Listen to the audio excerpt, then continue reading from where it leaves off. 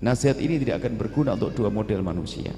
Jika Anda salah satu dari dua orang berikut ini, maka percuma hadir pengajian saat ini. Yang pertama, orang sombong. Al-kibru batarul haqqi. Orang sombong itu kalau dapat ilmu bukan untuk dirinya, untuk orang lain. Orang sombong. Jadi nasihat percuma. Makanya pastikan nasihat ini adalah untuk aku yang berbicara, aku yang mendengar sebelum orang lain. Aku. Semuanya belajar saat ini. Jangan lirik suami, jangan lirik siapapun. Jangan lirik istri, aku yang belajar. Saya ingin baik deh, saya ingin berbenah. Saya ingin menjadikan lebih baik. Aku ingin berubah. Aku. Ini harus dihadirkan makna ini. Kalau tidak, percuma. Hadir pengajian sana sini ternyata hanya untuk menilai orang. Kadang ustadznya bicara tentang pendengki adalah dosa besar, ingat orang. Orang sombong dosa besar, ingat orang. Orang ini, dianya seolah-olah bukan manusia. Makanya bahwasanya kita ingin bahwasanya apapun yang kami ucapkan hari ini adalah untuk aku. Sampaikan kepada dirimu sendiri, untuk aku. Sebab kadang sombong halus memaafkannya karena berbeda saja ini dengan pasangan, dengan suami atau istri, sehingga tidak terlihat kesombongan. Orang sombong biasanya kayak jejer berdua, suami istri jejer bareng pengajian, seandainya jejer bareng. Ustadznya lagi bicara tentang seorang suami yang baik adalah begini. Istrinya nggak sabar langsung nyolek suaminya, tuh dengar bang. Kenapa harus pakai colak-colek? Tunggu aja giliranmu ada kok nanti ceramah untuk dirimu. Nggak perlu colak-colek. Sama giliran sang ustadz bicara tentang istri yang baik, yang gini, suaminya nggak sadar juga, cupit. Dengar. Itu ciri. Di majelis begitu. Cuman karena beda majelis nggak ketahuan.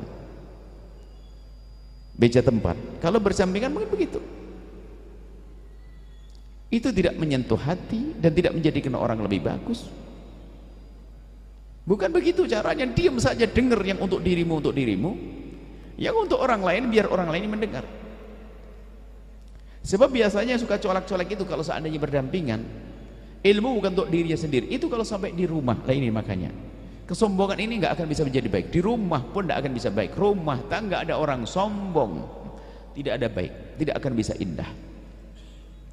Sombongnya seorang istri, sombongnya seorang suami. Ini harus pakai rambu-rambu. Percuma kita ngomong panjang lebar kalau ternyata yang mendengar adalah salah satu dari dua orang berikut ini.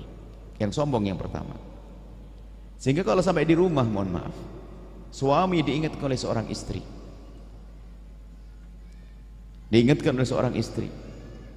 Bukan senang, bukan menyanjung, kadang gebrak pintu, gebrak meja, diam kau, dan seterusnya, atau banting pintu langsung keluar. Ini adalah racun di sebuah rumah tangga. Kalau itu Anda sadar, wahai para bapak, bukan begitu cara hidupmu, bukan begitu cara hidupmu. Ini kalau laki-laki. Kalau perempuan mungkin ngebrak pintu, ngebrak meja nggak berani, banting pintu nggak berani. Kalau perempuan modelnya beda. Di saat diingatkan sama suaminya langsung mukanya berubah, cemberut. Ada yang begitu? Coba angkat tangan, doain nanti. Jujur, kalau memang perempuan itu perusak, komunikasi menjadi tersendat, seorang suami mengingatkan jadi gak berani, daripada cemberut mending saya diamin saja terus. Kalau orang sombong seperti ini, inilah yang terjadi pada makhluk pertama yang dikutuk oleh Allah, kan iblis yang sombong. Diingatkan bukan sadar. Kenapa kau tidak sujud, tidak hormat kepada Adam? Dia menjawab, ana khairun minhu, aku lebih bagus dari dia. Ini kan modelnya. Jadi yang suka begitu cemberut. Anda tahu cemberut, Ibu? Perempuan suka cemberut, perempuan yang paling bodoh di dunia dan di akhirat. Kenapa? Perempuan itu umumnya adalah seneng dandan, biar kan begitu. sudah dandan 2,5 jam, tak taunya dirusak sama cemberut. Mulai kapan cemberut bikin cantik? Hanya orang bodoh. Dan Anda tidak tahu kalau cemberut itu menyakitkan hati sang suami. Betul Pak? Betul tuh, dengar tak? Berubah ibu yang soleh selamat tinggal cemberut. Karena itu sebetulnya menolak kebenaran. Kita perlu bangun hidup yang baik loh ya. Orang sombong susah. Menjadi sebab komunikasi di rumah tangga terputus, tersumbat. Suami kalau sudah diingatkan, biar istri ketakutan besok. Diam saja. Yang kedua adalah, mohon maaf, menyerah dengan watak. Memang saya begitu dari sononya, kenapa kamu mau dengan aku? Wah, ini repot orang begitu. Pakai sono-sono lagi. Tidak bisa. Sekeras apapun Anda bisa berubah, harus berubah dong. Masa rumah tangga harus dijalani oleh manusia keras kepala semacam itu? Jangan nyalahkan suku. Siapa bilang suku Sunda kasar? Lembut orang Sunda. Siapa bilang suku Batak kasar? Saya ketemu orang Batak lembut hati banyak kok. Siapa bilang Madura kasar? Saya ketemu orang Madura lembut kok. Yang kasar tuh dirimu, ngapain nyalain orang? Wong sifatmu yang kasar, nyalain sukunya. Tidak, selamat tinggal dengan kekasaran. Watak, nyerah dengan watak. Memang saya begini, susah dirubah. Memang watak saya. Kalau bicara tentang watak, ada satu orang punya watak keras, kejam. Sayyidina Umar bin Khattab sebelum masuk Islam. Keras orangnya.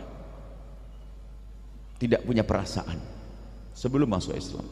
Sampai gambaran kekerasan watak Sayyidina Umar bin Khattab itu adalah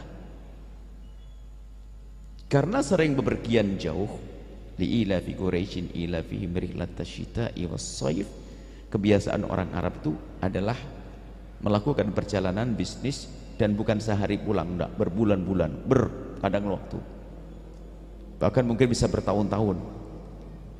Kurang lebih tidak tahu ceritanya akhirnya, atau mungkin karena disembunyikan oleh ibunda istrinya, kalau ternyata anaknya perempuan. Jadi orang Arab jahiliyah itu kalau punya anak perempuan merasa malu dan biasanya langsung dikubur hidup-hidup. Sepertinya istrinya berhasil untuk menyembunyikan ini, apakah didandani lagi atau bagaimana, wallah alam. Yang tadi dalam riwayat disebutkan tiba-tiba menemukan anak perempuannya, atau karena sering pergi tidak pernah memperhatikan anaknya, atau mungkin karena anaknya banyak.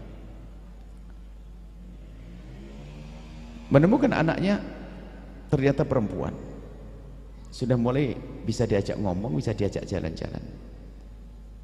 Setahun, 2 tahun, mungkin 2 tahun begitu. Punya anak perempuan, merasa malu dia. Sang anak melihat bapaknya senang, pengen bersenda gurau dengan ayahandanya. Sama ayahnya oleh Sayyidina Umar dibawa anaknya ke tengah padang pasir. Sampai di tengah padang pasir dibuatkan galian. Dipikir anaknya diajak main-main, ada galian dibuat. Setelah galian lumayan dalam, itu rupanya jenggotnya itu kotor, karena kan kena debu. Sang anak itu melihat ayahnya jenggotnya kotor, membersihkan, ayah jenggotmu kotor.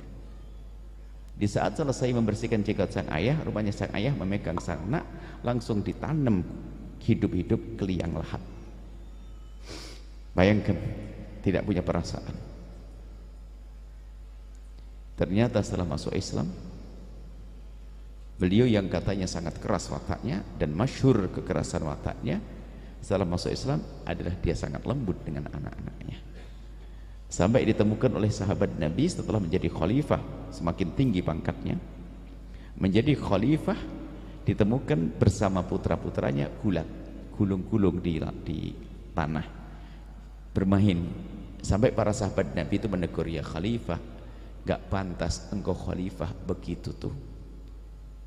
Sayyidina Umar menoleh dengan nada marah dan berkata, yang tidak punya kasih sayang kepada anak-anaknya tidak punya kasih sayang kepada rakyatnya. Lihat, maka jangan Anda mengalah. Sepertinya sekejam, sekeras apapun watak Anda tidak seperti Sayyidina Umar sebelum masuk Islam. Anda jauh lebih bagus. Maka jangan menyerah, harus serius ini. Nah, termasuk watak ini ada hubungannya dengan orang yang punya permasalahan mental. Punya permasalahan mental nih. Kalau sudah berasal dengan mental, susah dibenahi di rumah tangga. Kan saya kena mental, kamu kan tahu, kata psikolog saya kena mental. Kalau orang suka minta dimaklumi terus, itu perusak. Kami sampaikan yang punya permasalahan psikologi jangan minta dimaklumi, berjuanglah untuk menjadi sembuh. Kalau orang yang sehat ia memaklumi. Teman saya sakit mental, punya permasalahan mentalnya, iya saya maklumi. Tapi yang sakit hari ini mulai merubah dirinya, saya tidak minta dimaklumi, saya akan berusaha. Sebab semakin dia sering minta dimaklumi tidak akan sembuh. Semua orang harus maklumi. Lihat, istri punya permasalahan mental, terlalu dia punya masalah dengan suaminya, marah-marah dengan suaminya, alasannya kan saya kena mental. Iya, Anda kena mental, setelah itu marah-marah nggak jelas, suamimu kena mental juga, hancur semuanya rumah tangga. Baik, sampai di sini ini rambu-rambu. Jika dua orang ini mendengarkan ceramah nggak ada gunanya. Setelah Anda menyaksikan video ini, jangan lupa berselawat kepada baginda Nabi Muhammad sallallahu alaihi wa alihi wa sahbihi wasallam.